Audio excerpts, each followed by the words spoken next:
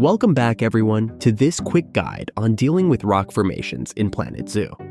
This will be a short 3-part series going over 3 different techniques to use rocks.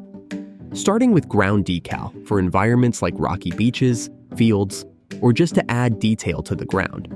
Then we'll get into rock formations, bundles, or rocks that realistically push against each other, and how to style them with different branches and plants. And lastly, my go-to method for building cliffs in Planet Zoo, to help you with a wide variety of heights. Thank you for watching, and let's get right into decal rocks. You can use any ground texture for this, but my goal is to create a desert or rocky beach feel for this chunk.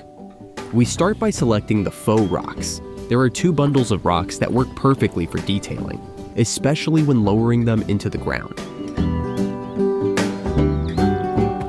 Start placing them all around. Personally, I think this doesn't look good at all yet, but we aren't done. Next, I'll fill the gaps with the smaller bundle of faux rocks.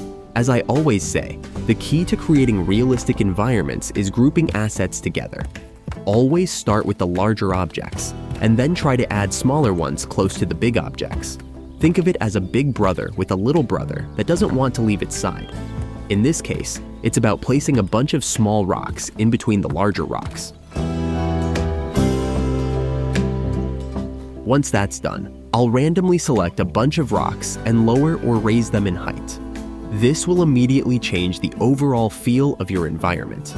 You can do this multiple times to exaggerate the effect, as long as you don't raise or lower the rocks too much. Now your base is ready. Next, I suggest coloring the faux rocks to your desired style. Later, when you have other assets mixed in, you won't be able to easily select the rocks, so color them first. Next, we start adding details. From here on out, it's not as much about the rocks, but more about the realistic foliage that would surround them. In my case, I've used a mix of grasses and something new I discovered. I came across this technique not too long ago and have used it a lot since. If you take a tree stump, there are a lot of small sticks and branches that stick out from the bottom. If you rotate the stumps topside down, they make for extremely small and realistic details. And so, I filled the entire chunk with the stumps. While doing that, I realized I could do the same for the larger dead trees. Lowering them into the ground looks amazing.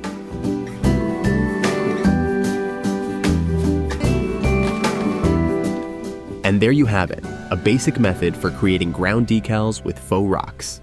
Thank you for watching this quick 3-part series on rocks. Click either one of the end cards to see how to create a rock formation realistically, or how to quickly create amazing looking cliffs. See you there.